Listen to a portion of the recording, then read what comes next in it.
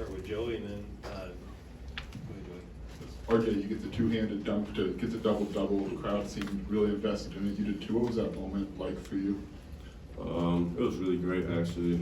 Just knowing that my first career double-double, and having these guys having my back every single day and trusting on me, it just gives me the confidence to keep going out and playing hard and having their back on the defensive side. And it's just all toughness, and thanks to them and thanks to God, just keeping me in this process. It's been a little hard, but just having him and my teammates and coach trusting on me is just big time. Jeremy. RJ, can you describe what this has been like the last couple of months and what tonight does for you? It's been a little rough, but just having these guys like Matt, coach, and our leaders and every single teammate, it helps out a lot. If y'all saw in Indiana, after I missed a shot to go overtime, Matt didn't care. I mean, I'm not shooting the ball well, but he still made the right play and gave me the ball when I was open. And right after I missed it, he came up to me and said it was a great shot. So things like that, having Matt as a leader, gives a lot of confidence to players and just to keep going. And because any other player would have said like, why you shoot that, just should have passed it back to me or something like that. But he's a great leader, and having him and coach tell me to keep shooting it doesn't matter. Next ball, you're a great shooter. It just gives me a lot of confidence. Ryan and Doug. So RJ, how does it feel for you just knowing the coach has that type of faith for you to go back to you again tonight? I mean, it's just, I know the shots aren't falling, but I'm going to have his back on the defensive side, grabbing rebounds and trying to help the team as much as possible, and then just letting the offense flow by itself. I guess Matt, kind of after that moment against Indiana with RJ, what was it like to see him be able to kind of respond and have the game that he had? It was great. I mean, I knew he was locked in when he went over and snagged a rebound over me. I was like, okay, he's locked into it. But I mean, it's been a long time coming, so I told him like just keep focusing on the little things like rebounding, and shots will fall. Like you're so athletic, you'll get in transition. You know that stuff will figure itself out. But I mean, when he's rebounding like that, he's gonna get easies, and it's gonna make everything a lot easier for us.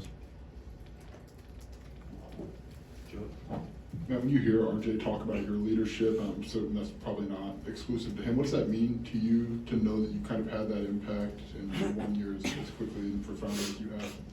Yeah, it's great. I love my guys, man. Like, I don't look at myself that way necessarily. I'm just on the team, and I'm trying to win, and I just love my guys. That's really it. I'm not a self-proclaimed leader, but it means a lot that my guys care about me too.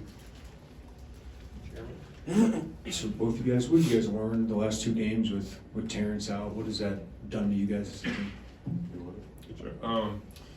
I mean, we've just had to pick up a lot of slack. I mean, he's an amazing player, and he gets so many easy points in transition.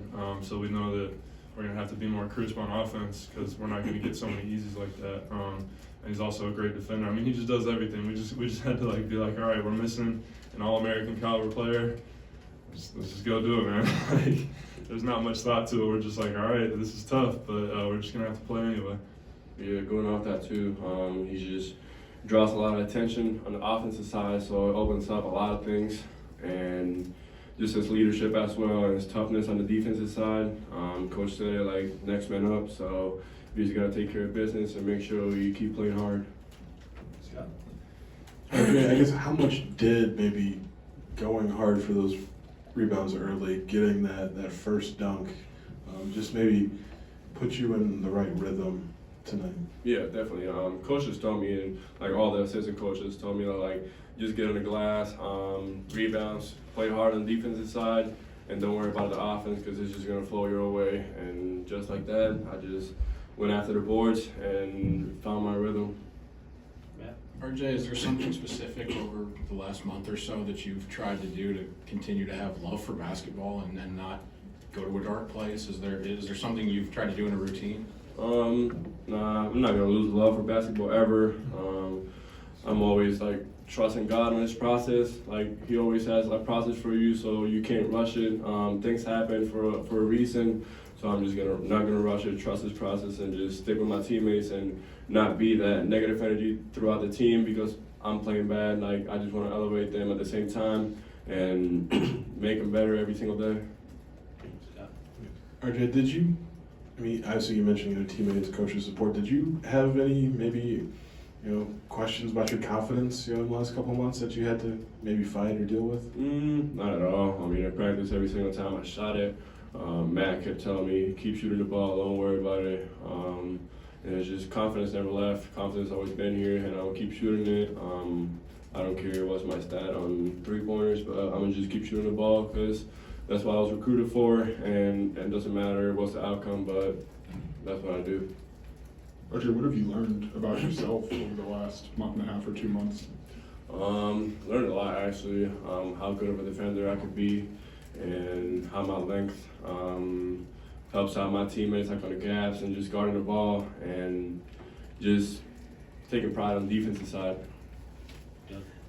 Matthew, how big was J. Debs' 8-0 run to start the second half? Seemed like a momentum changer, and was it good to see some other guys start to knock down some threes? Yeah, it's just so great when guys go on little runs like that. It just takes, it just blew up the game. Like, it takes so much pressure off of all of us, and he's a great player. I tell him, just like RJ, just keep shooting, man. You're gonna find a shot. He was 4 for 6 tonight from 3.